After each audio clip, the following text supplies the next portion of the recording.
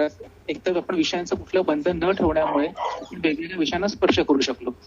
त्याच्यामध्ये आपण मग इकॉनॉमी पासून हिस्ट्री पासून शुद्ध जगत गेलो होतो. अशा शृंखलेमधलं हे 22वं सत्र. आज आपण जे सत्र ठेवलं आहे ते स्पेशली सोशल मीडिया आणि आपण हा जो आपला टॉपिक आहे सगळ्यांना माहितीच आहे तो आपण ठेवला आहे.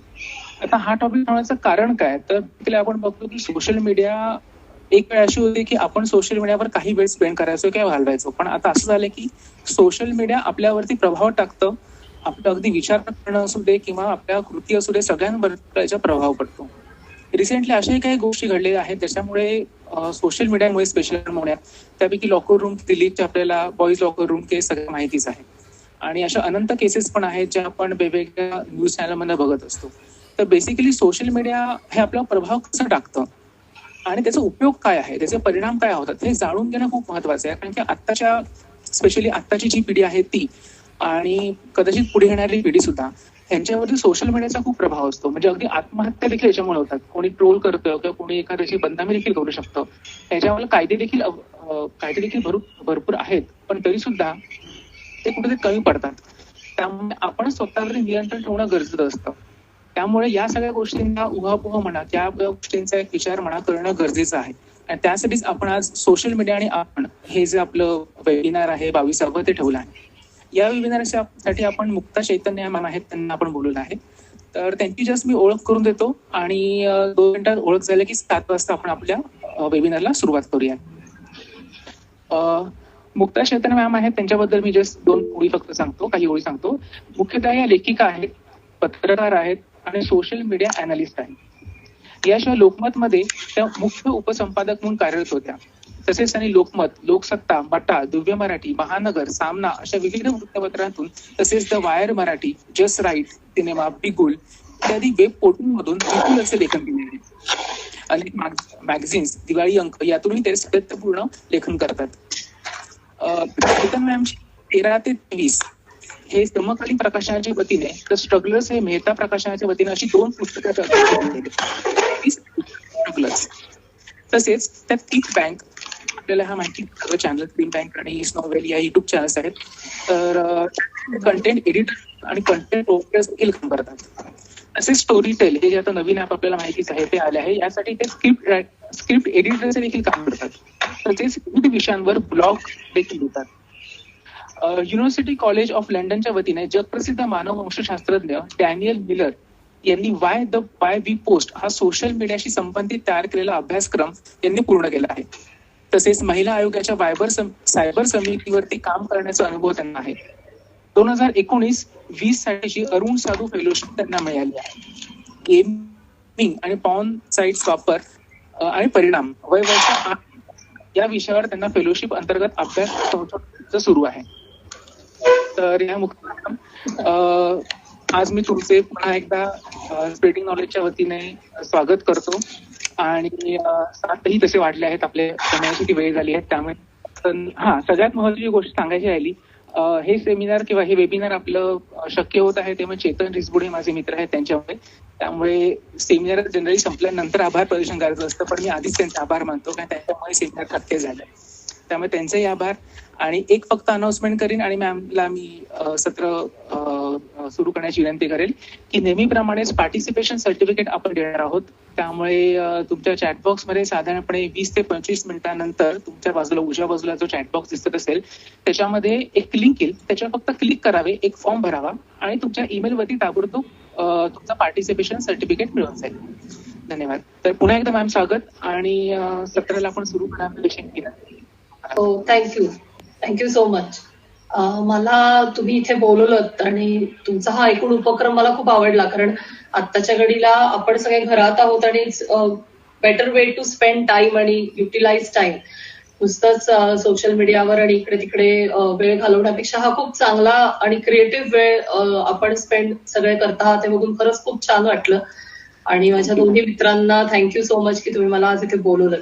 आपला विषय खूप मोठा आहे खरं बघायला गेलं तर, की सोशल मीडिया आणि आपण असा जो आपण एक आत्ता आराखडा किंवा एक चौकट ज्याची तयार केलेली आहे, पण आपल्या सोयीसाठी किंवा आपल्याला आपल्या 40-45 मिनिटांमध्ये जेवढं काही मला कव्हर करता येईल किंवा जे महत्वाचे त्याच्यातले ऍस्पेक्ट्स आहेत, महत्वाचे मुद्दे आहेत ते कव्हर करता येईल या दृष्टीने मी आजचं प्रेझेंटेशन किंवा आजचं आपली चर्चा करणार आहे. कारण सोशल मीडिया हा एकटा येत नाही. म्हणजे सोशल मीडिया हा आपण म्हणतो की सोशल मीडिया आहे काहीतरी 2-4 प्लॅटफॉर्म्स आहेत तिथे लोक जातात आणि मग तिथे लोक जाऊन काय काय करतात, तर इतका सीमित असा हा विषय नाहीये. काही वर्षांपूर्वी कदाचित हा विषय इतपत सीमित होता की जेव्हा लोक एखाद्या प्लॅटफॉर्मवरती जायचे, तिथे जाऊन काही गोष्टी वाचायचे, लिहायचे आणि तिथनं बाहेर यायचे. पण आत्ताच्या घडीला जर आपण विचार केला तर सोशल मीडिया आपल्या एकूण जगण्यामध्ये प्रचंड प्रमाणात इन्व्हॉल्व्ह आहे.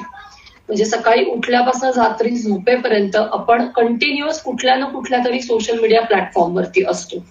ते फेसबुक असेल, ट्विटर असेल किंवा अनेकांना असं वाटतं की व्हॉट्सअप हे फक्त मेसेजिंग ऍप आहे, तर प्रत्यक्षात ते तसं नाहीये. व्हॉट्सअप हा सुद्धा एक सोशल मीडियाचाच प्रकार आहे. त्यामुळे आपल्यातले बहुतांशी लोक हे सातत्याने व्हॉट्सअप चेक करत असतात किंवा व्हॉट्सअपवरती काहीतरी लिहित असतात, बोलत असतात. त्यामुळे आपण सोशल मीडिया पासून लांब आहोत असं म्हणजे एखादा फेसबुकवर नाहीये, ट्विटरवर नाहीये म्हणजे आपण सोशल मीडियावरती नाही आहोत असं मानण्याचं कारण नाही. तुम्ही व्हॉट्सअपवर आहात तर तुम्ही सोशल मीडियावर आहात.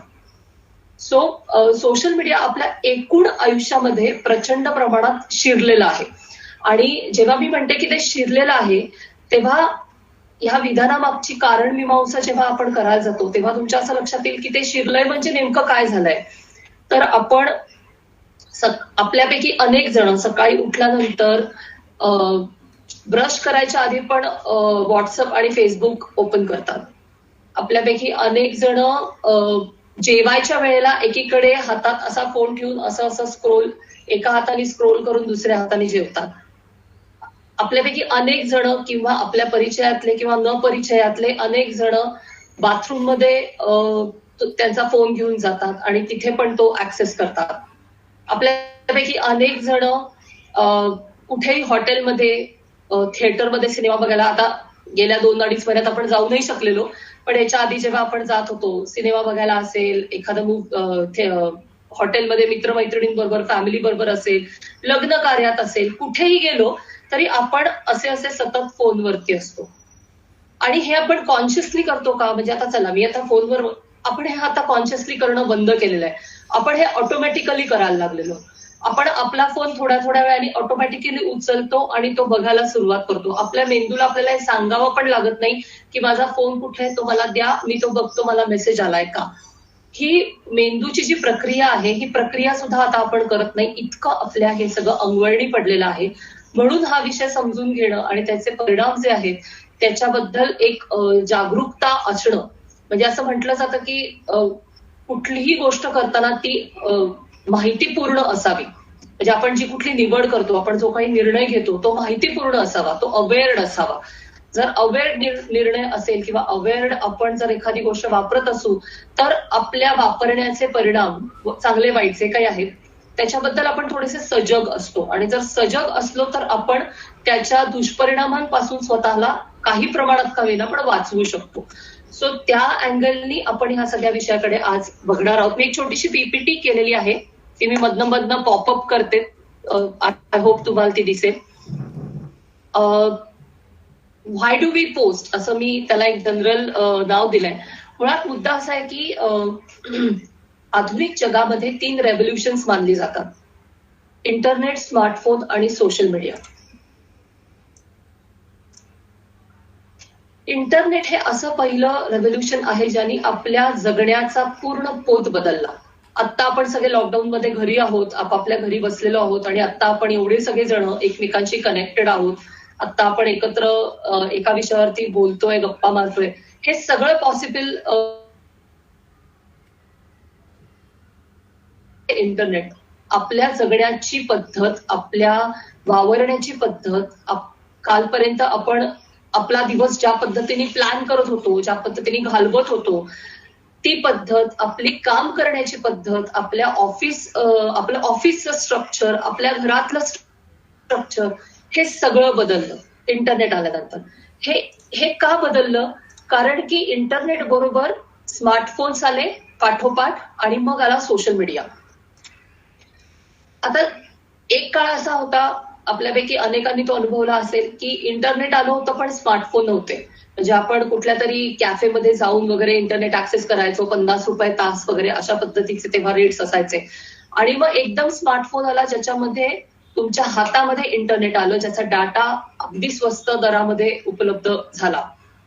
म्हणजे इन्कमिंग चा रेट काही एक वर्ष, म्हणजे मला आठवतंय की आम्ही जेव्हा पहिले फोन घेतले तेव्हा इन्कमिंगला पण चार्ज होता आणि इन्कमिंग 16 रुपये आणि आउटगोईंग 36 रुपये पर मिनिट असा सुरुवातीचा रेट होता. इथपासून आपण कुठे आलोय बघा आज, की आपलं इन्कमिंग तर पूर्णपणे फ्रीच आहे, पण आपण आउटगोईंग पण फ्री होण्याच्या टप्प्यामध्ये आलेलो आहोत आणि इंटरनेटचा डाटा सुद्धा ऑलमोस्ट फुकट मिळावा आपल्याला. ह्या पद्धतीची तांत्रिक प्रगती आणि ह्या पद्धतीचं तांत्रिक रेव्होल्युशन आता आपण बघितलंय गेल्या 10 वर्षात फक्त, म्हणजे 10 किंवा 15 वर्षात. म्हणजे ही काही फार अशी मोठी 50 वर्ष चालत आलेली आणि खूप प्रदीर्घ काळ आपण त्याच्यामध्ये घालवून बघ आपण ही काहीतरी एक मोठं बदल स्वीकारलाय अशातली गोष्ट नाहीये. ही हार्डली 15 वर्षापूर्वीची गोष्ट आहे, की जेव्हा 16 रुपये आउटगोईंगला आणि 36 रुपये इनकमिंगला किंवा 32 रुपये इनकमिंगला आपण देत होतो. सो तिथपासून आपण आज अशा टप्प्यात आहोत, की आपण सोशल मीडिया, इंटरनेट आणि स्मार्टफोन या तिन्ही गोष्टींशिवाय जगू शकत नाही. या तिन्ही गोष्टींना वजा करून आपला स्वतंत्र विचार करण्याची प्रोसेस आपल्याला अवघड वाटायला लागलेली आहे, कारण आपल्या अनेक गोष्टी त्याच्यात अवलंबून आहेत. म्हणजे आता मी सोशल मीडियाबद्दल अवेअरनेस क्रिएट करते, पण माझं मोस्टली सगळं काम स्मार्टफोनवरती चालतं. हे पण तितकंच खरंय. म्हणजे माझा कम्प्युटर स्मार्टफोनच आहे, माझं बँकिंग स्मार्टफोनच आहे, माझी एंटरटेनमेंट स्मार्टफोन आहे, माझं सोशलायझिंग स्मार्टफोन आहे. Everything is there. सो मला वेगळ्या गॅजेटची गरज नाही. इतकी माझी डिपेंडन्सी माझ्या फोनवर आहे, कारण माझं सगळं जग तिथे एकवटलेलं आहे. हीच परिस्थिती सगळ्यांची आहे. पण मग आपण ह्याच्या परिणामांचा जर विचार केला तर आपण ही जी आपली डिपेंडन्सी आहे ही काही प्रमाणामध्ये मर्यादित करू शकतो. ह्याचे काय साईड इफेक्ट्स होतात सोशल मीडियाचे, हे मी थोडक्यात 3 कॅटेगरीज मध्ये आता डिवाइड केलेले आहेत. पहिली कॅटेगरी असते ती पर्सनल किंवा सायकोलॉजिकल इफेक्ट्स, दुसरी असते ती पॉलिटिकल इफेक्ट्स आणि तिसरी असते ती सोशल इफेक्ट्स.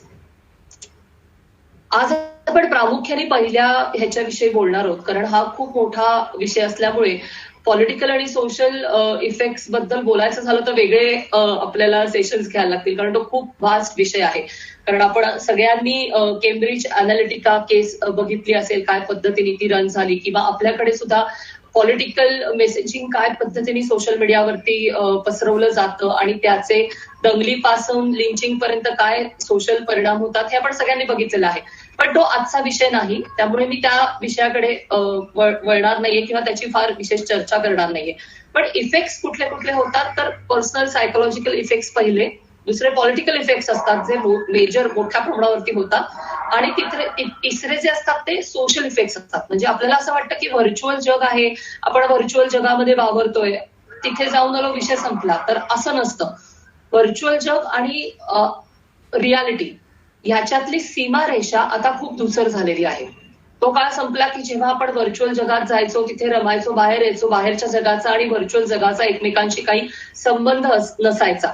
आता तो काळ नाही. आता व्हर्च्युअल जग आणि आपलं खरं जग ह्याच्यातली सीमारेषा अत्यंत धुसर आहे आणि काही वेळेला ती एकमेकांमध्ये मिक्स पण झालेली दिसून येते.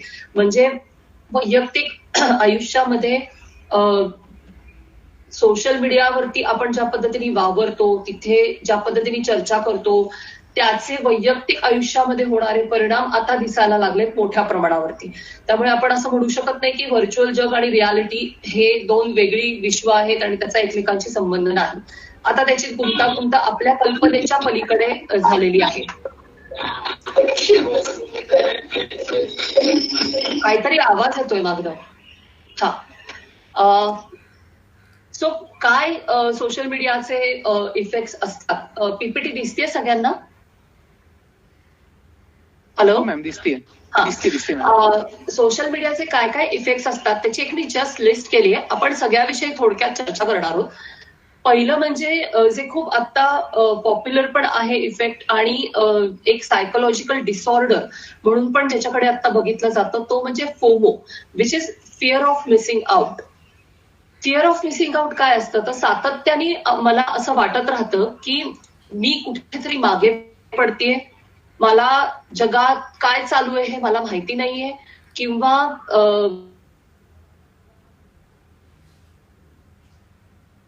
माझ्या मित्रमैत्रिणी माहिती नाहीये, किंवा माझ्यापासून काहीतरी लपवलं जात आहे. प्रत्यक्षात त्याच्यातलं काहीच घडत नसतं. म्हणजे कोणीही तुमच्यापासून काहीही लपवत नसतं, कोणीही तुम्हाला लेफ्ट आउट करत नसतं.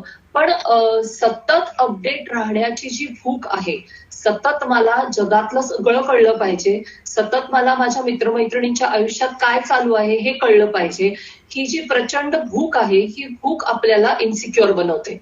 आणि मग ही भूक इन्सिक्युअर बनली की आपल्याला सतत असं वाटत राहतं की मी काहीतरी मिस आउट करते, मला काहीतरी समजलेलं नाहीये, मला आणखीन माहिती पाहिजे, मला न सांगता काही गोष्टी झाल्यात का, ह्या शंका कुशंकांनी मन ग्रासतं. आणि मग आपण सतत एका अशा अस्वस्थतेच्या आणि एका असुरक्षिततेच्या वातावरणात मानसिक पातळीवर राहायला सुरुवात करतो, की ज्याची खरं तर काहीच गरज नसते. म्हणजे एखाद्या मित्राने एखादा फोटो टाकला फेसबुकवरती, तर आपल्याला असं वाटायला लागतं की अरे ह्यांनी मला हे सांगितलं नाही, आणि मग ह्यांनी हे केलं, आणि मग मला कसं नाही कळलं. तर आपल्याला कसं नाही कळलं ह्याचा बागुलबुवा इतका मोठा होतो की त्याच्यातनं आपल्याला एक मानसिक अस्थैर्य किंवा एक असुरक्षितता निर्माण होते, ज्याची अजिबातच गरज नसते. त्याला फिअर ऑफ मिसिंग आउट म्हणतात. हा एक प्रकारचा आता डिसऑर्डर म्हणून आयडेंटिफाय व्हायला सुरुवात झालेली आहे, कारण हे खूप लोकांमध्ये दिसतं. सतत अपडेट राहण्याचा, सतत लोकांच्या जगात काय चाललंय हे बघत राहण्याचा जो काही एक ध्यास लोकांमध्ये दिसतो, जो काही एक प्रचंड त्याच्यासाठी वेळ कन्झ्युम करण्याचा प्रयत्न दिसतो, तो अनेकदा तुम्हाला मानसिक पातळीवरती कमकुवत करत असतो. दुसरा याचा एक महत्वाचा इफेक्ट आहे तो म्हणजे बॉडी कॉन्शियसनेस आणि सेल्फ इमेज. इंस्टाग्रामवर हे खूप बघायला मिळतं. जर तुमच्यापैकी कोणी इंस्टाग्रामवर रेग्युलरली असेल आणि तिथे जर रेग्युलर तुम्ही बघत असाल किंवा पोस्ट करत असाल, तर तुमच्या हे लक्षात येईल की बॉडी कॉन्शियसनेस आणि सेल्फ इमेज खूप जास्त प्रमाणात इंस्टाग्रामवरती डॅमेज होताना दिसते. म्हणजे काय, तर तुम्ही एखादी स्वतःची सेल्फी टाकता, एखादा स्वतःचा फोटो टाकता, त्याच्या खाली कमेंट्स येतात, चांगल्या येतात, वाईट येतात. कोणीतरी तुमच्या जाडीबद्दल काहीतरी बोलतं, कोणीतरी तुमच्या एक्सप्रेशन्स बद्दल काहीतरी बोलतं, रंगाबद्दल काहीतरी बोलतं, केसांच्या स्टाईल बद्दल काहीतरी बोलतं, लुक्स बद्दल काहीतरी बोलतं. सगळेजण कौतुक करतात असं नाही, काही जण क्रिटिसाइज करतात. आणि मग हे जे क्रिटिसाइज करणं आहे किंवा ज्याला हेट कमेंट्स असं सोशल मीडियाच्या भाषेत म्हटलं जातं, या ज्या हेट कमेंट्स आल्यानंतर आपण खरंच तसे आहोत का, खरंच मी सुंदर नाहीये का, खरंच मी आकर्षक नाहीये का, खरंच मी अपिलिंग नाहीये का, अशा पद्धतीचे प्रश्न स्वतःला पडायला सुरुवात होतात. हा प्रश्न तरुण वर्गामध्ये आम्हाला खूप मोठ्या प्रमाणावरती बघायला मिळतो, कारण हल्ली अगदी 10 आणि 11 वर्षांच्या मुलांचे सुद्धा इंस्टाग्राम आणि फेसबुक अकाउंट्स असतात, आणि ते तिथे आणि दुर्दैवाने ते जे अकाउंट्स असतात ते म्हणजे काय, मोठ्यांच्या विना असतात. म्हणजे मोठ्यांचं अजिबात लक्ष नसतं त्याच्यामध्ये की आपली मुलं काय पोस्ट करत आहेत, किंवा इव्हन तरुण मुलींमध्ये पण हे खूप मोठ्या प्रमाणावर बघायला मिळतं की अनेकदा मुलं काय पोस्ट करतायत ह्याच्याविषयी पालकांना काहीच कल्पना नसते. आणि मग मुलांचं पोस्टिंग सुरू झाल्यानंतर अशा हेट कमेंट्स येतात, आणि मग हेट कमेंट्स आल्यानंतर सेल्फ इमेज डॅमेज होण्याची जी प्रक्रिया आहे ती प्रक्रिया काही प्रमाणात सुरू होते. स्वतःवरती डाऊट्स घ्यायला मुलं सुरुवात करतात की मी सुंदर नाहीये का, मी चांगला दिसत नाहीये का, मी आकर्षक नाहीये का, कोणालाच मी आवडत नाही का, अशा पद्धतीचे प्रश्न तयार होतात. त्याचा सगळ्यात मोठा दुष्परिणाम म्हणजे सतत परफेक्ट दिसण्याची ओढ, किंवा सतत परफेक्ट दिसलं पाहिजे असा एक काहीतरी मानसिक ताण मुला मुलींवरती मोठ्या प्रमाणावरती दिसायला लागतो. म्हणजे अनेक मुलं असं सांगतात की आम्ही वेगवेगळ्या प्रकारचे ऍप्स सतत डाउनलोड करतो आमचे सेल्फीज बेटर करण्यासाठी. सेल्फीज बेटर करणं म्हणजे काय, तर तुमचा स्किन टोन बदलायचा, तुम्ही सावळे असाल तर गोरं करायचं, चेहऱ्यावरती पिंपल असतील तर ते काही सॉफ्ट टोनर्स असतात त्या ऍप्समध्ये, त्यांनी ते पिंपल्स इरेज करायचे. डोळे मोठे करायचे, जॉ लाईन छोट्या करायच्या, असे अनेक फीचर्स ह्या ऍप्स मध्ये असतात आणि हे फीचर्स सर्रास वापरले जातात. आता कोणी असं म्हणेल की त्याच्यात काय एवढं आहे, ऍप्लिकेशन्स मध्ये फीचर्स आहेत आणि ते वापरण्यासाठी आहेत आणि एखादी व्यक्ती सुंदर दिसत असेल तर त्याच्यात प्रॉब्लेम काय? तर प्रॉब्लेम सुंदर दिसण्यामध्ये नाहीये, प्रॉब्लेम आपण सेल्फ डाऊट मध्ये आहे. म्हणजे सतत स्वतःवरती शंका घेत राहणं आणि सतत असा विचार करत राहणं की मी सुंदर दिसत नाहीये आणि मी सुंदर दिसावं ह्याच्यासाठी मी सतत धडपडत राहणं. म्हणजे आमच्याकडे ज्या केसेस आहेत त्याच्यामध्ये साधारण 12 ते 22, 23, 24 वर्षापर्यंतच्या केसेस जर बघितल्या तर असं लक्षात येतं की ह्याच्यातले अनेक जण 4-4, 5-5 तास फक्त स्वतःचे फोटो नीटनेटके करण्यामध्ये घालवतात. एवढा वेळ स्वतःचा फोटो नीटनेटका करून मग तो ऑनलाईन टाकायचा का? तर आपल्याला जास्तीत जास्त लाईक्स मिळतील, आपल्याला जास्तीत जास्त लव्हज मिळतील, आपल्याला जास्तीत जास्त चांगल्या कमेंट्स मिळतील. पण इज इट वर्थ की चांगल्या कमेंट्स आणि भरपूर लाईक्स मिळवण्यासाठी तुम्ही तुमच्या आयुष्यातला 4 तास 5 तासाचा वेळ एक फोटो किंवा एक परफेक्ट पिक्चर क्रिएट करण्यासाठी घालवता?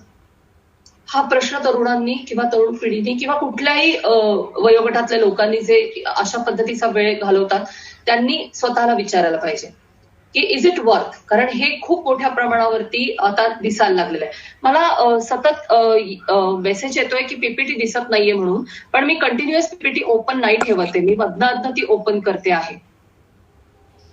सो इज इट फाईन मी मधनं ओपन केली का पूर्ण वेळ चालू ठेवू पीपीटी? नाही चालेल मॅम.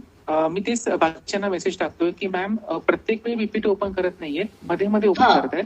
तुम्हाला 2 मुक्ता चैतन्य या नावाच्या 2 विंडोज दिसतील.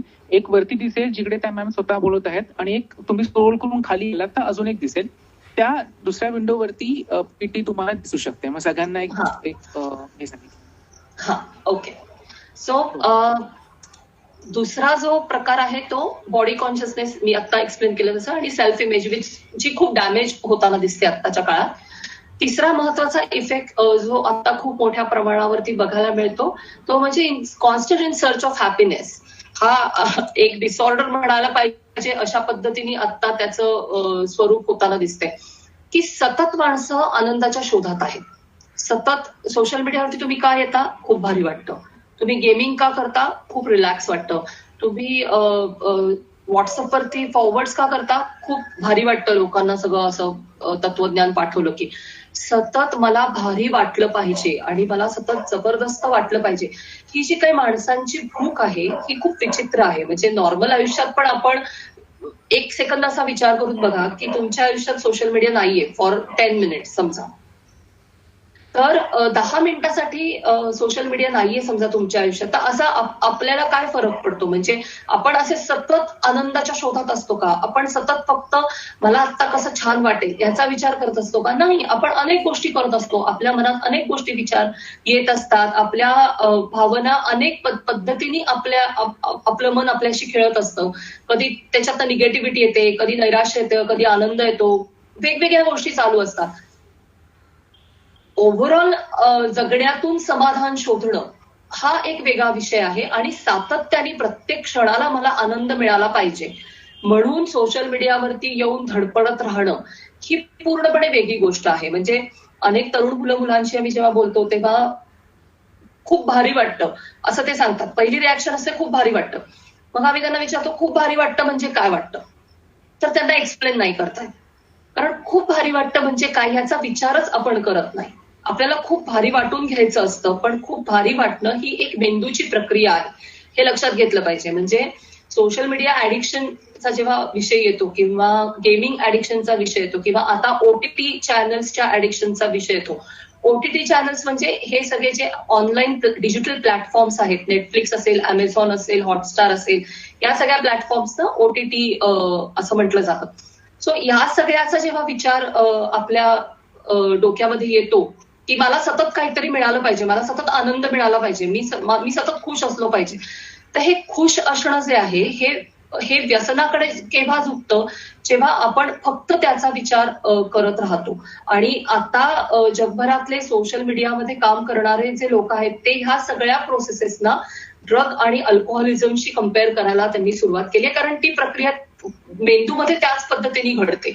डोपामिन त्याच पद्धतीने मोठ्या प्रमाणावरती त्याचं स्त्रव पाझरायला सुरुवात होते, ज्यांनी रिवॉर्ड फंक्शन्स ज्या पद्धतीने ड्रग्स आणि अल्कोहोलमध्ये वर्क करतात, की मला सतत किक मिळत राहिली पाहिजे, मला सतत ते कन्झ्युम केल्यामुळे मला जे काही वाटतं छान भारी ते सतत वाटलं पाहिजे, ही जी गरज ड्रग्स किंवा अल्कोहोल मधनं तयार होते, ती तशीच गरज सोशल मीडिया आणि गेमिंग सारख्या ह्या नव्या प्लॅटफॉर्म्स तुमच्या मनामध्ये पेक्षा आधी मेंदूमध्ये तयार करतात आणि मग ती मनामध्ये येऊन आपल्याला असं वाटायला लागतं की मला भारी काहीतरी हवं आहे किंवा मला भारी वाटून घ्यायचं आहे. सो मुळामध्ये भारी वाटणं म्हणजे काय, आनंद मला सतत मिळालाच पाहिजे का, मी सतत खुश असलंच पाहिजे का, म्हणजे सतत खुश असणं म्हणजे काय, हे खूप बेसिक प्रश्न आहेत आणि हे बेसिक प्रश्न न विचारता आपण सतत फक्त खुश राहण्याच्या आणि त्या शोधाच्या प्रक्रियेमधनं अनेक तरुण मुलं मुली सोशल मीडियावरती किंवा गेमिंगकडे आत्ता वळताना मी बघते. म्हणजे गेमिंग हा आजचा आपला विषय नाही, पण जाता जाता ओझरतं असं सांगते की आता मी जो अभ्यास करते 8 ते 18 वयोगटातल्या मुलांच्या गेमिंग आणि पॉर्नोग्राफिक वापराचा, त्याच्यामध्ये अनेक मुलं असं सांगतात की आम्हाला खूप रिलॅक्स वाटतं, आम्हाला खूप भारी वाटतं. जेव्हा आम्ही त्यांच्याशी अधिक बोलतो की भारी वाटतं म्हणजे काय, रिलॅक्स किती वेळ वाटलं, तर त्यांना ते सांगता येत नाही आणि मग थोड्या वेळाने ते असं सांगतात की नाही, विशेष रिलॅक्स वाटतच नाही, तुला दिली आहेत नाही परत ताण येतो, परत ताण येतो आणि परत असं वाटतं की काहीतरी मिसिंग आउट आहे. तर हे जे परत ताण येतो आणि परत मिसिंग आउट वाटत राहतं, याचं मुळात कारण असं आहे की गेमिंग मध्ये काय किंवा सोशल मीडियावरती सुद्धा काय, तुम्हाला सतत काहीतरी मिळवत राहावं लागतं. गेमिंगमध्ये तुम्हाला सतत लेवल्स अचीव्ह करत राहावे लागतात, एक झाली की दुसरी झाली की तिसरी, दॅट इज नॉन एंडिंग, त्याला शेवट नाहीये. आणि दुसरी गोष्ट अशी की जेव्हा तुम्ही एखादी गोष्ट किंवा एखादी लेव्हल पार करून जात नाही गेमिंगमध्ये, तोपर्यंत तुम्ही काहीतरी अचीव्ह केलेलं आहे याची तुमची जी गरज आहे ती कम्प्लीट होत नाही आणि मग ती भूक वाढत राहते आणि मग मला हे कम्प्लीट करायचंय, मला हे अचीव्ह करायचंय, मी यशस्वी होणार आहे, मला हे कम्प्लीट, मी त्या 50व्या 200व्या 500व्या लेवलवर जाऊन पोहोचणार आहे, हे इतकं जास्ती वाढायला लागतं की त्याचा एक वेगळा ताण अनेक मुलांवरती येताना आम्ही आता बघतो आहोत. म्हणजे अचीव्ह करायचे आहेत गोल्स आणि मला गेम कम्प्लीट करायचा आहे, मला गेम मधले सगळे लेवल्स कम्प्लीट करायचे आहेत, मला माझ्या मित्रांच्या आधी त्या लेवल्स कम्प्लीट करायच्या आहेत, अशा अनेक गोष्टींचा ताण मुलांवर येतो. म्हणजे ताण घालवायसाठी गेमिंगकडे जाणारी मुलं ताणामध्ये अडकून गेमिंगमध्ये अडकलेली आम्ही बघतो आहोत आता. Same thing with social media. म्हणजे आपल्याला असं वाटतं की सोशल मीडिया आपल्या जगण्याला पूरक आहे का, तर डेफिनेटली आहे. म्हणजे मी असं अजिबात म्हणणार नाही की सोशल मीडिया प्लॅटफॉर्म्स हे ऍब्सोल्युटली वाईट आहेत किंवा ते टोटली तुम्हाला काय म्हणू आपण त्याला ऍडिक्शनकडे घेऊन जातात, असं अजिबात नाही. ते ऍडिक्टिव्ह आहेत का, 100% ऍडिक्टिव्ह आहेत, कारण की तिथे तुम्ही सातत्याने येत राहणं ही त्या प्लॅटफॉर्मची गरज आहे. आपण सगळ्यांनी हे लक्षात घेतलं पाहिजे की सोशल मीडिया प्लॅटफॉर्म मग तो कुठलाही असू दे, गेमिंग मग ते कुठलंही असू दे, इट्स अ बिझनेस मॉडेल. ते काही समाजकार्य करण्यासाठी आणि आपल्याला एकमेकांना कनेक्ट होता यावं याच्यासाठी फार उदात्त हेतूनी सगळ्यांची निर्मिती झालेली आहे वगैरे, असं काही नाही. It's a business model. हे सगळे प्लॅटफॉर्म्स हे पैसे कमावण्यासाठी तयार झालेले प्लॅटफॉर्म्स आहेत. त्यामुळे आपण तिथे सातत्याने जात राहणं ही त्या प्लॅटफॉर्म्सची गरज आहे. मग आपण सातत्याने कसे जात राहू याच्यासाठी जे काही करता येईल ते त्या प्लॅटफॉर्मवरती केलं जातं. तसे ट्रिगर्स तिथे निर्माण केले जातात, तसे अट्रॅक्शन्स तिथे निर्माण केली जातात. मग ती टेक्नॉलॉजिकली असतील, अल्गोरिदम मधनं असतील, वेगवेगळी बटन्स तिथे आता काही दिवसापूर्वी फेसबुकने केअर नावाचं बटन इंट्रोड्यूस केलं. अशा वेगवेगळ्या गोष्टी तिथे ऍड करून जेणेकरून जास्तीत जास्त लोक सातत्याने परत त्या प्लॅटफॉर्मवरती येत राहतील याचं एक बिझनेस मॉडेल आहे आणि त्या बिझनेस मॉडेलनुसार आपण अनेकदा ऍज अ युजर्स काम करत असतो. त्यामुळे आपण एकमेकांशी कनेक्ट होऊन तिथे चर्चा करतो आणि तिथे वादावादी होतात किंवा तिथे खूप छान गप्पा होतात वगैरे, हे सगळं ठीक आहे. पण हे बॅक ऑफ माइंड हे सतत असलं पाहिजे की हे दीज आर बिझनेस मॉडेल्स. हे बिझनेस मॉडेल्स आहेत. आपल्या तिथे असण्यातनं लोक पैसे कमावत आहेत, कंपनीज पैसे कमावत आहेत. त्यामुळे आपली डिपेंडन्सी ह्या सगळ्या प्लॅटफॉर्म्सवरती काय लेवलला आपण ठेवायची याचा प्रत्येकाने आपापल्या पातळीवरती गांभीर्याने विचार केला पाहिजे. ऍडिक्टिव्ह बद्दल मी बोलले.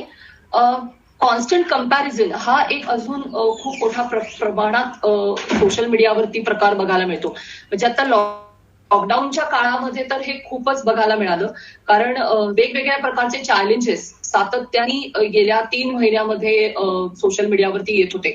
मग ते तरुण पोरापोरींमधले वेगवेगळे अँगल्स मधले फोटो काढण्याचे चॅलेंजेस असोत, किंवा प्रँक चॅलेंजेस असोत, किंवा रिसेंटली झालेला नथीचा चॅलेंज असो, खाण्याचे चॅलेंजेस असोत, अनंत प्रकारचे चॅलेंजेस गेल्या 3 महिन्यामध्ये असे म्हणजे त्याचं सुनामी यावी तसे असे उसळून सोशल मीडियावरती आलेले आपण बघितलेत सगळ्यांनी, किंवा ज्यांनी बघितले नसतील त्यांच्यासाठी ही ऍडिशनल इन्फॉर्मेशन मी सांगते. सो हे जे चॅलेंजेस येतात ह्याच्यामधनं एक प्रकारची कंपॅरिझन सुरू होते डोक्यामध्ये, जी अनावश्यक असते. म्हणजे मेरी साडी तेरी साडी से बेहतर कैसे, हा जो काही एक बेसिक माइंडसेट आहे, हा माइंडसेट सोशल मीडियावरती पण प्रचंड प्रमाणात बघायला मिळतो. की हिच्या पोस्टला एवढ्याच लाईक्स मिळाल्या, माझ्या पोस्टला इतक्या कमी लाईक्स कशा मिळाल्या. म्हणजे मी अशी उदाहरणं मला माहिती आहेत की अपेक्षित लाईक्स कमी, जर अपेक्षेपेक्षा कमी लाईक्स जर आल्या एखाद्या पोस्टला, तर तीच पोस्ट परत 4 तासांनी टाकून बघायची, परत 6 तासांनी टाकून बघायची, की आता तरी जास्त लाईक्स येतील, नंतर तरी जास्त लाईक्स येतील. हे करणारी लोक सोशल मीडियावरती आहेत. किंवा एखादा फोटो आपण डीपी बदलला आणि आपल्याला अपेक्षित असेल की 500 तरी लाईक्स मिळायला पाहिजेत, आणि समजा काय 150, 150-200 लाईक्स मिळाले, तर आपलाच फोटो शेअर करणारी लोक आहेत. म्हणजे मला हे लॉजिकच कळत नाही की मीच माझा फोटो शेअर केला, डीपीचा फोटो शेअर केला, तर माझे लाईक्स कसे वाढणार आहेत. पण माझ्या मित्रमैत्रिणींना समजा 1000 लाईक्स मिळतात आणि मला 500च मिळतात, तर मला 500 का मिळतात, ह्यांनी रेस्टलेस होणं, ह्यांनी ताण वाढणं, ह्यांनी त्रास होणं, ह्या गोष्टी सर्रास सोशल मीडियावरती बघायला मिळतात. म्हणजे स्वतःच्याच पोस्टला लाईक करणं असेल, स्वतःचीच पोस्ट पुन्हा पुन्हा टाकणं असेल, स्वतःच्या पोस्ट स्वतःच शेअर करणं असेल. म्हणजे मागच्या वर्षीची पोस्ट फेसबुक मेमरीनी दाखवली आणि मग ती शेअर झाली तर तो विषय वेगळा असतो. पण आत्ता 2 तासापूर्वी मी एखादी पोस्ट टाकली आणि ती व्यवस्थित शेअर झाली नाही तर ती परत टाकणं, किंवा 2 तासापूर्वी टाकलेल्या पोस्टला 4च लाईक्स मिळाल्या असतील तर ती पोस्ट काढून घ्यायची आणि परत तीच पोस्ट टाकायची 2 तासांनी 3 तासांनी, का तर मला आणखीन 4 लाईक्स मिळतील. ही जे काही चालू असतं सातत्याने लोकांचं, ह्यानी फक्त तुमचा वेळ जातो असं नाही, ह्यानी तुमच्यावरती प्रचंड मानसिक ताण येतो. याच्यातनं तुमच्या डोक्यात फक्त सोशल मीडिया एवढा एकच विषय सतत घुमत राहतो, ज्याची आत्ता काय कुठल्याच काळात कोणालाच गरज नसते. मी थोडी पटापट जाणार आहे कारण 7:30 वाजायला आले.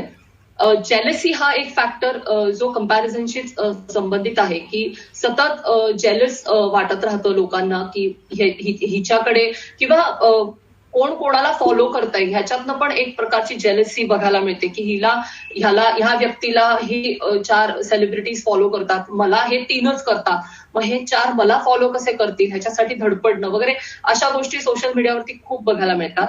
अब्यूज आणि ट्रोलिंग हा प्रकार तर आपल्या सगळ्यांना माहितीये की तो सातत्याने सोशल मीडियावरती होत राहतो. म्हणजे सुरुवातीला माझी ओळख करून देताना जो मुद्दा मांडला गेला बॉईज लॉकर रूमच्या संदर्भातला, तशा पद्धतीचा अब्यूज आणि ट्रोलिंग तर सोशल मीडियावरती मोठ्या प्रमाणावरती होतं. म्हणजे लहान मुलांच्या बाबत होणारा अब्यूज आणि लहान मुलांच्या बाबत होणारं काय म्हणू आपण हेट कमेंट्स आणि ह्या सगळ्या गोष्टी ह्या तर सोशल मीडियावरती प्रचंड प्रमाणात आहेत. म्हणजे ट्रोलिंग हा तर मोठ्यांचं ट्रोलिंग हा तर वेगळाच आणखीन विषय आहे, पण लहान मुलांच्या बाबतीत सुद्धा बुलिंग करणं, त्यांना वेगवेगळ्या प्रकारच्या सायबर क्राईम्स मध्ये अडकवण्याचा प्रयत्न करणं, ह्या गोष्टींचं प्रमाणही आपल्याकडे प्रचंड प्रमाणात वाढलेलं आहे गेल्या काही वर्षामध्ये. त्याला वेगवेगळी कारणं आहेत. त्या कारणांमध्ये आता आपल्याला कितपत जाता येईल मला माहिती नाही, पण मुळात मुलांच्या बाबतीत किंवा इव्हन तरुण पिढी, म्हणजे जी मी असं म्हणेन की साधारण एक 18-19 वर्षापर्यंतची जी मुलं आहेत ती सुद्धा सोशल मीडियाच्या बाबतीत अवेअर्ड आहेत का, असा अनेकदा मला प्रश्न पडतो. म्हणजे बॉईज लॉकर रूम ही तर एक केस झाली, पण मुंबईतल्या एका शाळेमधल्या व्हॉट्सअप ग्रुपमध्ये अत्यंत त्यांच्याच मैत्रिणीबद्दल अश्लील गप्पा झाल्यानंतर त्या मुलांची केस शाळेत केली, ही पण केस आपल्याला माहितीये. अशा अनेक केसेस चालू असतात. म्हणजे आपल्याला उघड झालेल्या 2 केसेस माहितीये. पण अशा हजारोनी केसेस रोज व्हॉट्सअपवरती घडत असतील. कारण मुळात हे लक्षात घेतलं पाहिजे की व्हॉट्सअप हे आपल्याकडचं सगळ्यात मोठं अब्युजचं माध्यम आहे. म्हणजे हे ट्विटर आणि इंस्टाग्राम आणि फेसबुकवरती होणारं ट्रोलिंग आणि व्हॉट्सअपवरती होणारा अब्यूज हे जर आपण कंपॅरिझन करायला गेलो तर व्हॉट्सअपवरती होणारा अब्यूज हा आपल्या कल्पनेच्याही पलीकडचा आहे. कारण तिथे थेट कम्युनिकेशन असतं, माणसं बरेचदा एकमेकांना ओळखत असतात आणि त्या पद्धतीने ते एकमेकांशी तिथे बोलत असतात. याचे तपशील जर बाहेर आले तर ते धक्कादायक असू शकतील, म्हणजे झोप उडवणारे असू शकतील. त्यामुळे मुलांना पण अवेअर करणं, आपल्या आजूबाजूच्या मुलांना, आपल्या घरातल्या मुलांना, या सगळ्यांना बेसिक ह्या माध्यमांविषयीची जाणीव निर्माण करणं हे आत्ताच्या घडीला खूप महत्वाचं आहे. त्याच्यानंतर आरबी रिअली सोशल ह्याच्यावरती मी थोडी नंतर येते. स्ट्रेस, डिप्रेशन, अँझायटी ह्या गोष्टी मी वरती जे मुद्दे मांडले त्याच्याशीच रिलेटेड आहेत. की तुम्ही सातत्याने फक्त सोशल मीडियाचा विचार करत असाल, तुम्ही सातत्याने तुम्हाला असं वाटत असेल की मी काहीतरी मिस आउट करते, सातत्याने मी कशी दिसते, मला कसे लाईक्स येत आहेत, माझा फोटोचा अँगल छान आहे ना, ह्याला किती लाईक्स मिळाले, मला किती कमी मिळाले, माझ्या ह्याच्यावरती कोणी कमेंट केल्या, त्याच्यात चांगल्या कमेंट किती, वाईट कमेंट किती, इतका सगळा विचार जर सतत आपण सोशल मीडियावरती आणि सोशल मीडियाच्या बद्दल करत बसणार असू तर स्ट्रेस, डिप्रेशन, अँझायटी ह्या गोष्टी ऑब्व्हियसली आपल्याला त्रास देणार आहे. ह्याच्यानंतरचा जो एक महत्वाचा मुद्दा आहे तो मला मांडणं खूप आवश्यक वाटतं, तो म्हणजे स्लीप डिसऑर्डर्स. सध्याच्या परिस्थितीमध्ये म्हणजे आता लॉकडाऊनमुळे आपण 2.5-3 महिने घरात अडकलेलो आहोत, ही एक एक्सेप्शनल आणि फार युनिक केस आहे. म्हणजे आता ओव्हरऑलच जगामध्ये सोशल मीडिया आणि OTT प्लॅटफॉर्म्स आणि हे सगळं वापरण्याचं, गेमिंग प्लॅटफॉर्म्स वापरण्याचं प्रमाण प्रचंड प्रमाणात वाढलेलं आहे. पण इन जनरल सुद्धा म्हणजे आत्ताची केस आपण 2 मिनिटं बाजूला ठेवली, कारण आपण सगळे घरात आहोत आणि कोणालाच काही काम नाहीये, त्याच्यामुळे ऑब्व्हियसली लोक मोठ्या प्रमाणावरती ऑनलाईन आहेत. पण 1 मिनिटं ही गोष्ट जरी बाजूला ठेवली तरी ओव्हरऑल माणसं झोपेनाशी झालेली आहेत. माणसं रात्रीची झोपत नाहीत किंवा झोपायचं प्रमाण माणसांचं विलक्षण कमी झालेलं आहे. नेटफ्लिक्सचे CEO तर थेट असं म्हणतात की आमची स्पर्धा ही कुठल्याही युट्यूब चॅनलशी, अमेझॉनशी, हॉटस्टारशी नाहीये. आमची स्पर्धा माणसांच्या झोपेशी आहे. माणसं जितकी जास्त झोपतील तितका आमचा लॉस जास्त आहे. हे प्रमाण OTT चॅनल्स मध्ये काम करणाऱ्या लोकांच्या डोळ्यासमोर आहे. त्याची स्पर्धा थेट आपल्या झोपेशी आहे. त्यामुळे हे लक्षात घेतलं पाहिजे की झोप हा आत्ताच्या घडीला सगळ्यात काळजी करण्याचा विषय आहे. म्हणजे मला अनेक अशा माझ्याकडे केसेस येतात किंवा मी अनेक लोकांशी बोलते तेव्हा मला अनेक तरुण मुलं मुलींमध्ये हे दिसतं की गेमिंग असू दे, पॉर्न बघणं असू दे, OTT चॅनल्स वरती सिनेमे आणि सिरियल्स बघणं असू दे, सोशल मीडिया वापरणं असू दे, व्हॉट्सअपवरच्या गप्पा असू देत, रात्रभर ह्या सगळ्या गोष्टी चालू असतात. अनेक मुलं असं सांगतात की आम्ही रात्री सगळे घरात झोपले की 10:30-11 वाजता गेमिंग चालू करतो आणि मग कधीतरी 4-5 वाजता आम्हाला लक्षात येतं की आता पहाट होईल, आई आजी कोणीतरी उठतील, मग आम्ही जाऊन झोपतो. का तर त्यांना कळू नये की आम्ही रात्रभर जागे होतो.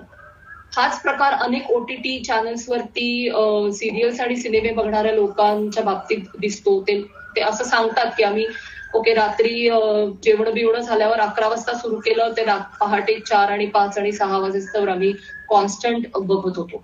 सो झोप हा आपल्यासाठी खूप क्रिटिकल विषय आहे आणि माणसं झोपतच नाहीयेत ऍक्च्युली. फॉरवर्डचा ट्रॅप हा सगळ्यांना माहितीचा विषय आहे की लोकांना ते टेम्पटेशन सांभाळताच येत नाही. लोक विचार न करता फॉरवर्ड करत सुटलेली असतात. ह्या सगळ्यामध्ये जो टाइम आपला युटिलाइज होतो, टाइम कन्झम्पशन जे होतं ते प्रचंड प्रमाणात होतं. त्याचाही आपण फारसा कधी विचार करत नाही. मी थोडं क्विकली पॉझिटिव्ह साईड्स कडे जाते सोशल मीडियाच्या. मी काही इथे मुद्दे महत्वाचे जस्ट पिन डाऊन केलेत, सो आपल्याला त्याचाही एक वेगळा विचार करता येऊ शकतो. बेसिक कनेक्टिव्हिटी, आपण जगाशी कनेक्टेड असतो. एज्युकेशनसाठी सोशल मीडिया खूप चांगल्या पद्धतीने वापरला जाऊ शकतो. आपल्याकडे त्याचं प्रमाण अजूनही खूप कमी आहे. कम्युनिटी हेल्पसाठी खूप चांगल्या पद्धतीने सोशल मीडिया वापरता येऊ शकतो. म्हणजे कॅन्सर सर्व्हायव्हर्स असतील किंवा इव्हन अगदी सोशल मीडिया अब्युजचे सर्व्हायव्हर्स असतील, त्यांच्यासाठी सुद्धा सोशल मीडिया प्लॅटफॉर्मवरनं अतिशय चांगल्या पद्धतीने हेल्प उभी करता येऊ शकते. योग्य माहिती आणि अपडेटसाठी सोशल मीडिया वापरता येऊ शकतो. आता आपल्याकडे सोशल मीडियावरती फेक न्यूजची इंडस्ट्री मोठ्या प्रमाणावरती रन होते. पण चांगली माहिती मिळवणं, योग्य माहिती मिळवणं यासाठी पण सोशल मीडिया चांगल्या पद्धतीने वापरता येऊ शकतो. प्रमोशनसाठी तो आत्ताही वापरला जातो. अवेअरनेससाठी आता आपण बघितलं असेल, कोरोनाच्या काळामध्ये सोशल मीडिया अवेअरनेससाठी खूप चांगल्या पद्धतीने वापरला गेला जगभर. आणि म्हणजे व्हिडिओज करून पाठवणं असेल, गव्हर्नमेंटच्या पॉलिसीज सर्क्युलेट करणं असेल, अनेक गोष्टी असतील, अतिशय उत्तम पद्धतीने कोरोनाच्या काळात आपल्याला वेगवेगळ्या देशांमधनं तो वापरताना आपण बघितलेला आहे. बिझनेसेसचा प्रमोशन आणि ह्या गोष्टीसाठी सोशल मीडिया खूप चांगल्या पद्धतीने वापरता येऊ शकतो. इथे मी काही गोष्टी दिलेल्या म्हणजे जस्ट पिन पॉइंट केलेल्या आहेत. 2 गोष्टी मला इथे आवर्जून सांगायच्या आहेत, ज्या अनेक लोकांना माहिती असतातही आणि नसतातही, पण I need to clarify them. एक गोष्ट लक्षात घेतली पाहिजे की once your online, always online. म्हणजे तुम्ही एखादी गोष्ट जेव्हा ऑनलाईन पोस्ट करता, मग तो फोटो असेल, तुमचा लेख असेल, तुमचं कमेंट असेल, तुमची पोस्ट असेल, व्हिडिओ असेल, व्हॉट एव्हर इट इज, एकदा तुम्ही ऑनलाईन एखादी गोष्ट पोस्ट केली की ती कायमस्वरूपी ऑनलाईन राहते.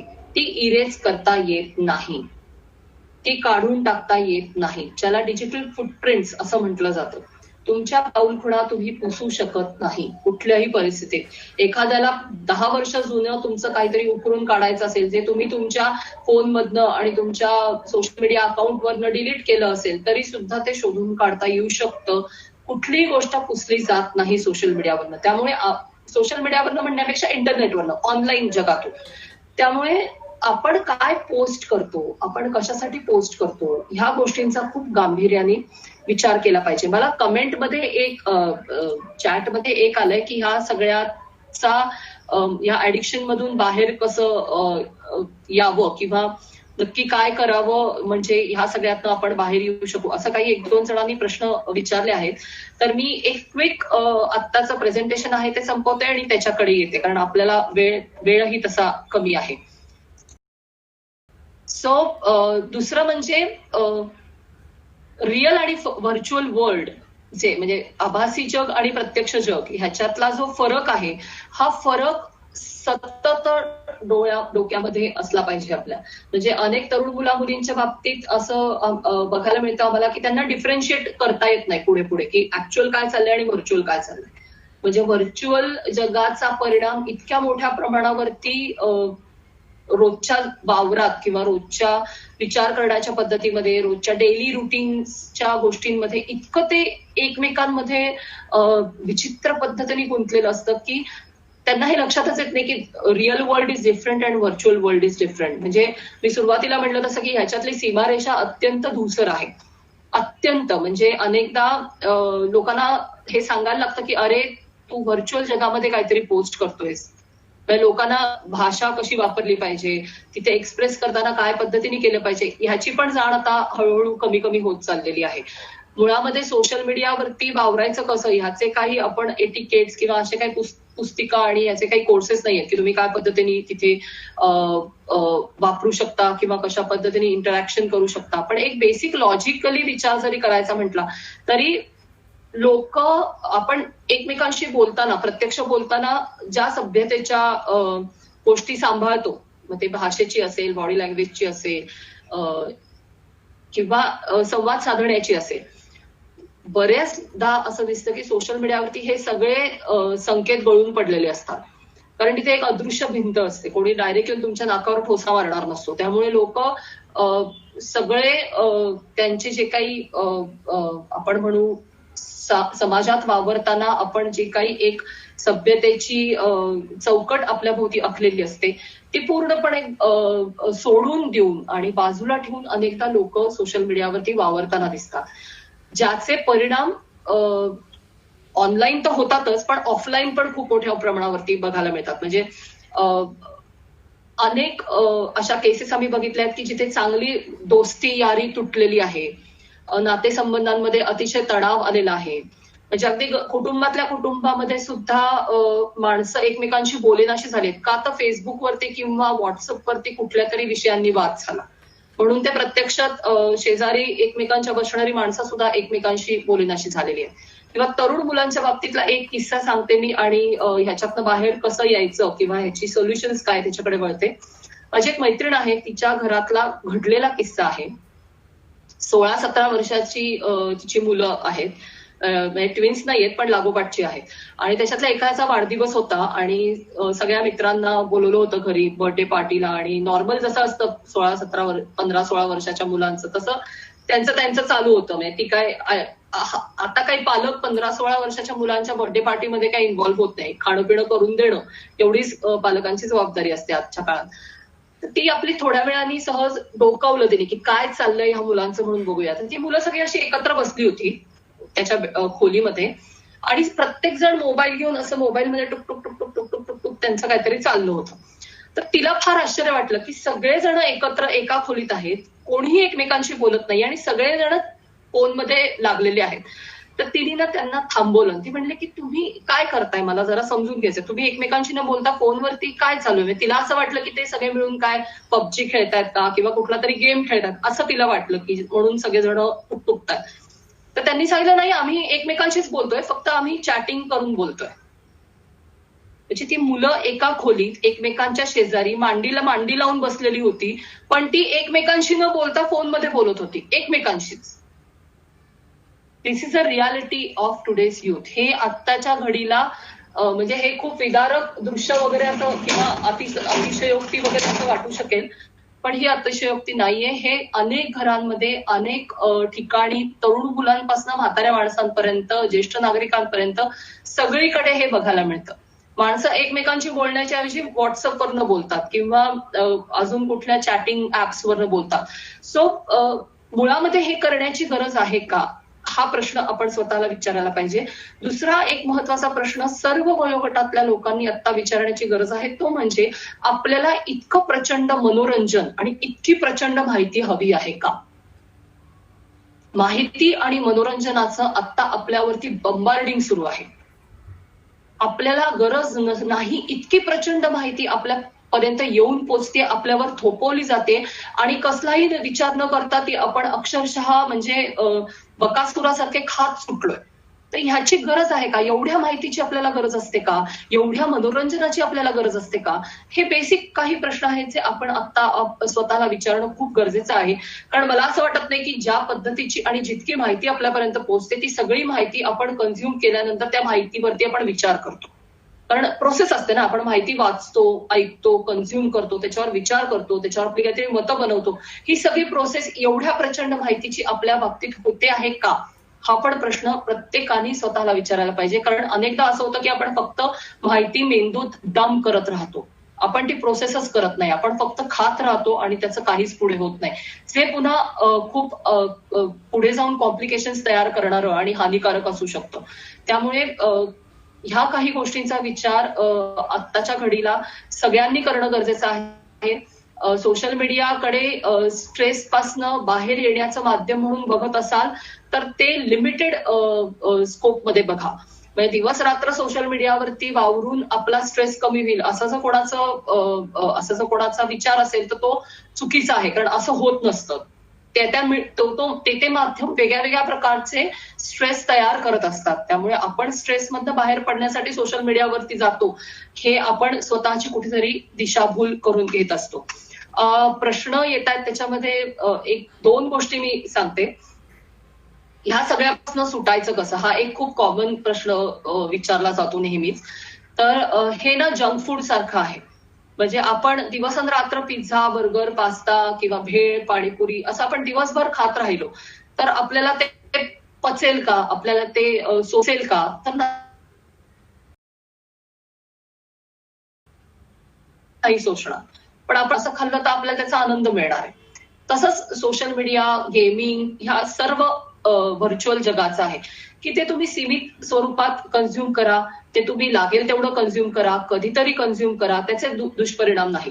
पण आयुष्यातला सारा वेळ जर तुम्ही त्याच्यावरतीच घालवत असणार असाल किंवा सातत्याने तुमचं सगळं, तुमचा आनंद, तुमचं दुःख, तुमचं काय म्हणू आपण त्याला, कनेक्टिव्हिटी, तुमचं यश, तुमचं अपयश, आपलं सगळ्याच गोष्टी जर सोशल मीडियावरती अवलंबून असणार असतील तर ऑब्व्हियसली त्याचं व्यसन जडणार आहे आपल्याला आणि त्या व्यसनात आपण गुंतून जाणार आहोत.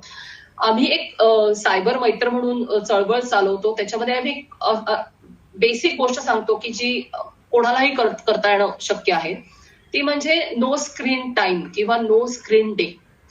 दिवसातला काही वेळ असा असला पाहिजे ज्या वेळेला आपण स्क्रीन नाही वापरायचा.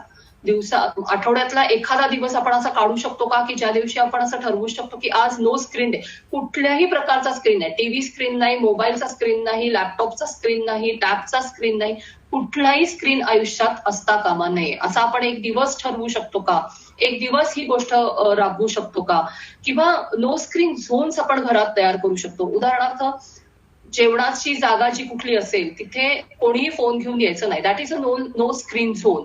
किंवा बाथरूम हे नो स्क्रीन झोन असायला पाहिजे. झोपण्याची जागा ही नो स्क्रीन झोन असायला पाहिजे. अनेक लोकांना रात्री आडवं पडून झोपता झोपता मोबाईल असा मोबाईल घेऊन बघण्याची सवय असते. त्याने अनेक वेगवेगळ्या प्रकारचे शारीरिक मानसिक त्रास तयार होतात, झोपेचे प्रश्न तयार होतात, पाठीचे म्हणजे शारीरिक व्याधी ज्या आहेत त्या तयार होतात. त्यामुळे झोपण्याची जागा, जेवणाची जागा, बाथरूम ह्या काही गोष्टी आपण नो स्क्रीन झोन मध्ये जर आणल्या तर तेवढा वेळ आपोआप आपला स्क्रीन टाइम कमी होतो. जेवता जेवता एकमेकांशी न बोलता फोनमध्ये बघण्याची काहीच गरज नसते. सो ह्या काही खूप सोप्या गोष्टी आहेत. ह्या जर आपण करू शकलो तर आपण आपल्या ओव्हरऑल दिवसातला जो स्क्रीन टाइम आहे तो बऱ्यापैकी कमी करू शकतो. आणि एकदा स्क्रीन टाइम कमी झाला की आपोआपच आपलं कन्झम्पशन कमी होतं, आपोआपच आपल्याकडे येणाऱ्या माहितीवरती कंट्रोल बसतो. सो सगळ्यात सोपा मार्ग हा आहे की स्क्रीन टाइम कमी करा. स्क्रीन टाइम कमी केला की बाकी प्रश्न पण आपोआप हळूहळू कमी व्हायला लागते. वेळेच्या ह्याच्यामध्ये माझं बेसिक मी कव्हर केलेलं आहे. मला वाटतं अजून काही सांगायला खूप गोष्टी आहेत, खूप अँगल्स आहेत, पण मला असं वाटतं की आता आपला जो विषय आहे सोशल मीडिया आणि आपण याच्यासाठीचे बेसिक मुद्दे मी कव्हर केलेत. कुणाला काही प्रश्न असतील तर आपण प्रश्न उत्तर घेऊया. हो मॅम, मला व्हॉट्सअपवर देखील काही मेसेजेस द्वारे प्रश्न विचारले गेले होते. ते मी जे घेतो कारण की ते विद्यार्थी होते त्यामुळे थोडेसे म्हणजे ते आधी घ्यावे असं मला वाटलं. हो हो चालेल ना. बऱ्याच विद्यार्थ्यांचं असं मत होतं, मी नाव घेणार नाही त्यांचं कारण की त्यांनी विनंती केली होती, त्यांच्या नात्यांमध्ये प्रॉब्लेम निर्माण झाले होते. म्हणजे फक्त ब्लॉक करणं किंवा एखाद्या डीपी न ठेवणं किंवा डीपी ठेवणं किंवा लाईक न करणं अशाद्वारे. तर हे अवॉइड कसं करता येऊ शकतं की नाती बनतात सुद्धा बरीच ह्याच्यामध्ये, अर्थात अभ्यासी जगामध्ये नाती काही योग्य असतात न असतात हा म्हणजे सांगू शकाल, पण नाती तयार पण होतात आणि नाती तुटतात सुद्धा. म्हणजे प्रत्यक्ष असलेली नाती पण तुटतात. मगाशी जसं तुम्ही सांगितलं असं, यातून काय अनुमान काढू शकतो? म्हणजे ब्लॉक केलं म्हणजे असा प्रश्न होता खरं त्याच शब्दात सांगायचं होतं, ब्लॉक केलं की नातं संपतं असं तो प्रश्न मला विचारला होता. त्याबद्दल मॅम जर का सॉरी मी हे करतो, त्या जोडून अजून एक होता विद्यार्थ्यांचा होता की त्यांनी सांगितलं हे नात्यांबद्दल देखील होता आणि दुसरा होता की बऱ्याचशा कॉलेजेस मधूनच सोशल मीडियाचा वापर केला जातो, म्हणजे लेक्चर असू दे, टाइम टेबल असू दे, किंवा मग अशा वेळेला असं होत नाही की कॉलेजमधून किंवा क्लासेस मधून ह्याची सवय लागते म्हणून. तर याबद्दल प्रश्न दोन होते असे. एक मिनिट.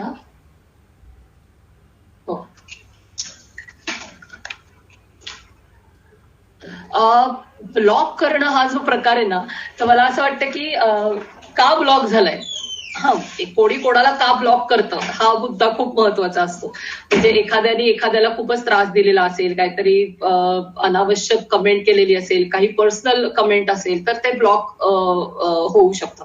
त्यामुळे ब्लॉक कोणी कोणाला का केलेलं आहे, म्हणजे प्रेमात अनेक कपल्समध्ये हे प्रकार आम्ही बघतो की काहीतरी भांडणं होतात आणि मग एक जण दुसऱ्या जणाला तातडीने ब्लॉक करून टाकतो. सो मला असं वाटतं की हे त्या केसवरती अवलंबून आहे. म्हणजे ब्लॉक का केलं जातं तर अनेक कारणं असतात. आता मी सोशल मीडियावरती अनेक लोकांना ब्लॉक करते, माझी अनेक कारणं असतात की कोणीतरी ट्रोल करतंय असं वाटलं की मी ब्लॉक करते.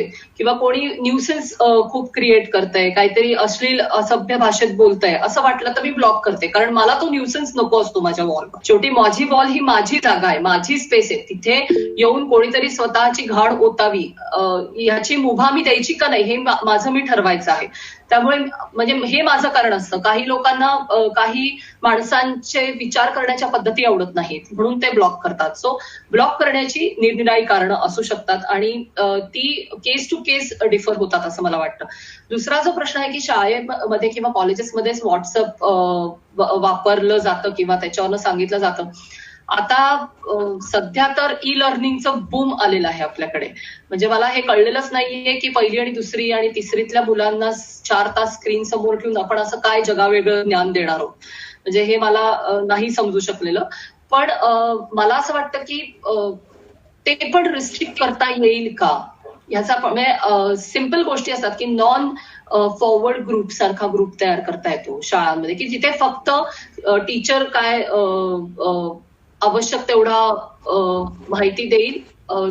टीचर फक्त ऍडमिन असेल आणि फक्त पोस्ट करण्याची मुभा टीचरला असेल. सो बाकी इंटरॅक्शन तिथे आपोआप होत नाही आणि फक्त कामापुरतं जेवढं आहे तेवढंच दिलं जातं. अशा पद्धतीचे पर्याय ह्याच्यातनं निवडता येऊ शकतात. खरं तर हे चांगलं पण आहे आणि वाईट पण आहे. इन अ वे चांगलं पण असतं अनेकदा की जी मुलं काही कारणाने अटेंड करू शकत नाहीत त्यांना सगळी माहिती मिळू शकते. पण त्याचा एक दुष्परिणाम म्हणजे शाळांमध्ये आपल्याला बघायला मिळतो की मुलांना हे असं वाटायला लागतं की हा गेलं नाही तरी चालतं शाळेत, व्हॉट्सअपवर मिळतं सगळं. सो त्याचा कुठेतरी बॅलन्स शाळांना, टीचर्सना, पेरेंट्सना सगळ्यांनाच साधावा लागणार आहे. म्हणजे टेक्नॉलॉजी वाईट नसते पण वापर आपण काय करतो आणि कशा पद्धतीने करतो याच्यावरती खूप गोष्टी अवलंबून आहेत. बरोबर मॅम. हा मॅम अजून एक होता प्रश्न त्याच्यामध्ये असं होतं की बरेच जण इमोशन हा देखील विद्यार्थ्यांचाच प्रश्न इमोशन व्यक्त करतात. तर हे कितपत योग्य आहे बिकॉज बरेच जण इंट्रोवर्ट असतात. अशा वेळेला लोकांसमोर जाऊन व्यक्त होऊ शकत नाही पण त्याच्यात ते प्रेमात पडतात. बरोबर. आता ह्याच्यातला एक प्रॉब्लेम असा आहे ना की इमोटीज मध्ये व्यक्त व्हायला काही प्रॉब्लेम नसतो पण समोरच्याला त्या इमोटीचा अर्थ कळला नाही इमोजिकॉन्सचा तर चुकीचा अर्थ काढला जाण्याची, चुकीचे संकेत दिले जाण्याची खूप शक्यता असते. म्हणजे उदाहरणार्थ फेसबुकवरती तुम्ही हे खूप बघत असाल की अनोळखी माणसं ज्यांचा आपला परिचय नाही, ज्यांची आपली यारी दोस्ती नाही, कधी एकमेकांना बघितलेलं नाही, नावही ऐकलेलं नाही, असे लोक येऊन एकमेकांच्या वॉलवरती एकमेकांच्या फोटोंना बदाम देत असतात सातत्याने. आता बदाम कधी द्यावा, वाव कधी म्हणावं, सॅड कधी म्हणावं, ह्याचे काही संकेत आहेत. म्हणजे फेसबुकवरती आत्महत्या, दुर्दैवी आत्महत्यांच्या ज्या केसेस होतात की फेसबुक लाईव्ह करून तरुण मुलांनी आत्महत्या केली किंवा आत्महत्या करण्याच्या आधी एखादं काहीतरी पत्र लिहून ते फेसबुकवरती पोस्ट केलं, अशा गोष्टी ज्या होतात त्याच्यामध्ये लोक त्या पोस्टना लाईक्स देत असतात आणि वाव देत असतात. सो अनेकदा लोकांना हे समजत नाही की कशासाठी काय दिलं जायचं. म्हणजे तो एक लर्निंग प्रोसेस आहे मला असं वाटतं की त्यामुळे त्याच्यात गोंधळ वाढण्याची शक्यता असते. पण ज्यांना ते कम्युनिकेशन येतं किंवा ज्यांना त्याचे अर्थ माहिती असतात त्यांनी एकमेकांशी केलं इमोटिकॉन्सवरनं कम्युनिकेशन तरी काही फरक नाही पडत. पण गैरसमज होण्याची भीती असू शकते त्याच्यामध्ये, हे गृहीत धरायला पाहिजे. बरोबर. आता वेळेकडे बघता फक्त 1-2 प्रश्न आपला चॅट बॉक्स मध्ये विचारले. हो.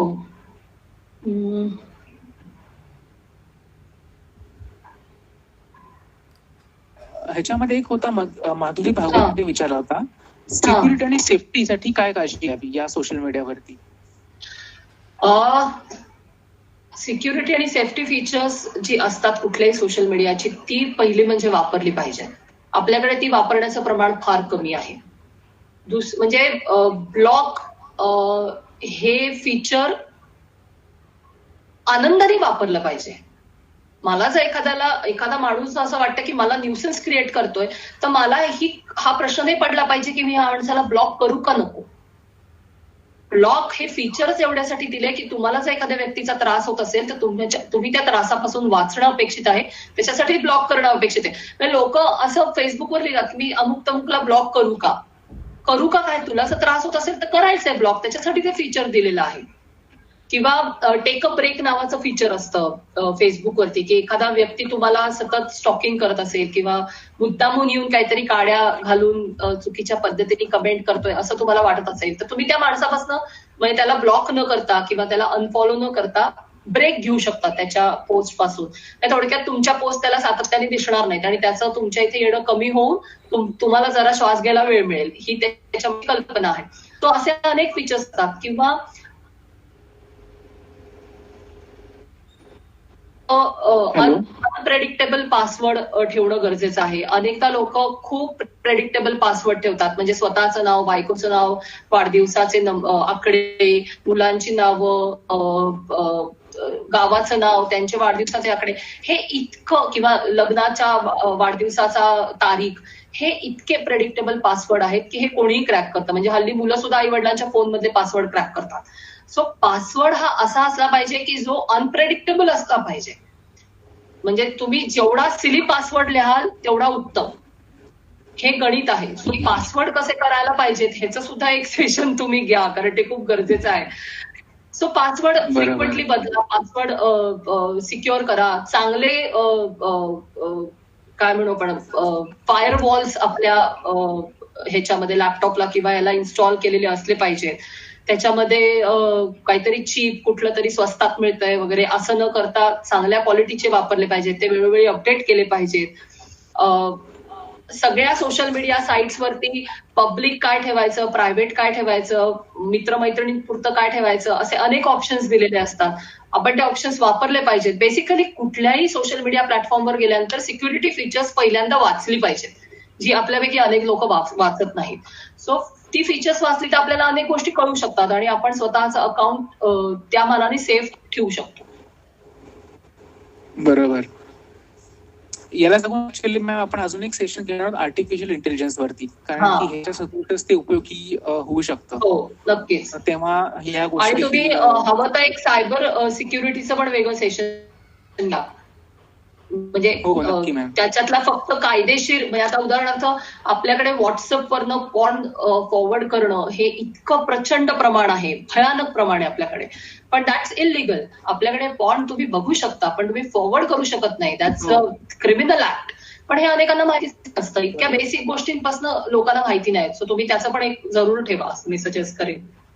नक्की. पण मॅम एक आता शेवटचा माझा प्रश्न होता, तुम्ही आता हा विषय ऐकला म्हणून, हा विरोधाभास नाहीये, म्हणजे पॉर्न बघणं हे काही चुक नाहीये, तुम्ही बघू शकतात, पण हे फॉरवर्ड करणं हे चुक आहे, हे मान्य करू शकतो. पण मग बघू शकणं हे तुम्ही करू शकता, पण त्याच वेळेला गव्हर्नमेंट अनेकशा साईट बॅन करतात किंवा काढून टाकतात. हा विचित्र विरोधाभास नाहीये. हो, आपल्याकडे पॉर्न ही खूप कॉम्प्लेक्स गोष्ट झालेली आहे. म्हणजे आपल्याकडे बघायला बंदी नाहीये पण साईट्स बंद आहेत, बघायला बंदी नाहीये पण फॉरवर्ड करायला बंदी आहे, कन्झम्पशनला बंदी नाहीये पण क्रिएट करायला बंदी आहे. असं आपल्याकडे जरा ते विचित्र आहे, कारण मुळात पॉर्नकडे कसं बघायचं किंवा कसं बघितलं गेलं पाहिजे याच्याबद्दल आपण खूप कन्फ्युज्ड आहोत ऍज अ सोसायटी. आणि दुर्दैवाने आपण सगळ्यात मोठे कन्झ्युमर आहोत. म्हणजे आत्ताच्या घडीला भारत 3ऱ्या नंबरचा कन्झ्युमर आहे. 2017 नंतर 121% आपल्याकडे पॉर्न बघायचं प्रमाण वाढलेलं आहे. त्यामुळे आपण सगळ्यात मोठी कन्झ्युमर्स आहोत, पण आपण we are really confused about what we are consuming. त्यामुळे तो खूप आपल्याकडे गोंधळाचा आणि अतिशय गुंतागुंतीचा विषय आहे आपल्या सोसायटीच्या संदर्भात पर्टिक्युलर. वेळेकडे बघता मॅम आपण इथे थांबूयात का? तुमची तुमचं हे असेल.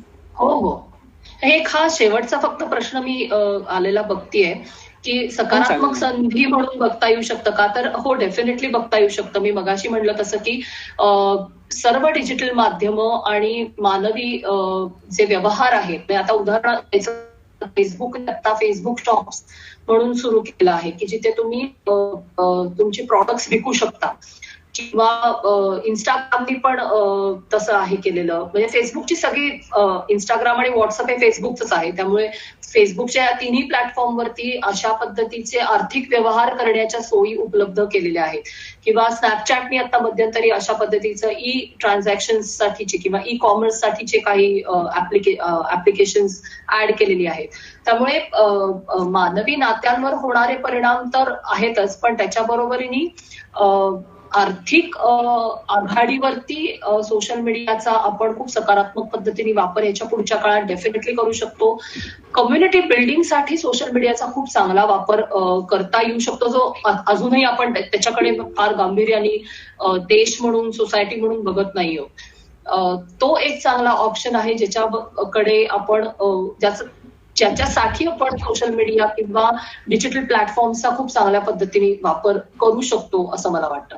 आणि करिअरच्या संधी भविष्यात असू शकतात का, तर मला असं वाटतं की काय अँगलनी तुम्ही हा, म्हणजे कुठल्या अँगलनी हा प्रश्न आहे मला कळलं नाही, पण करिअरच्या संधी आयटी क्षेत्रात तर ऑलरेडी आहेत भरपूर, पण सोशल मीडिया प्लॅटफॉर्म्स रन करणे हा एक मोठा ऍड एजन्सीज मध्ये आता बिझनेस उभा राहिलेला आपण बघतो.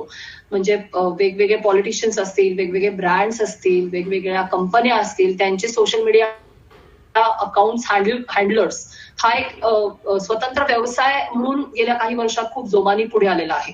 त्यामुळे तशाही करिअरच्या संधी डेफिनेटली मिळू शकतात.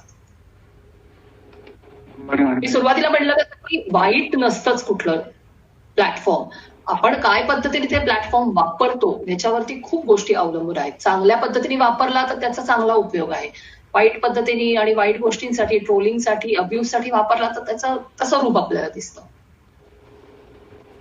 बरोबर. ऍक्च्युली ही सोशल आता आपल्या इथल्या आजूबाजूला प्रत्येक वेळी असतं की आपण सकाळी उठल्यापासून रात्री झोपेपर्यंत आपल्या हातात मोबाईल असतोच, आणि मोबाईल असला की आपण लगेच, म्हणजे एखाद्याकडे मोबाईल नाही किंवा एखाद्याकडे एखाद्याचा अकाउंट जर का व्हॉट्सअपवरती किंवा कुठल्या सोशल मीडियावर नसेल तर आपल्याला अशा वाटते करे इतका मागास केला तसा, म्हणजे इतकं झालं.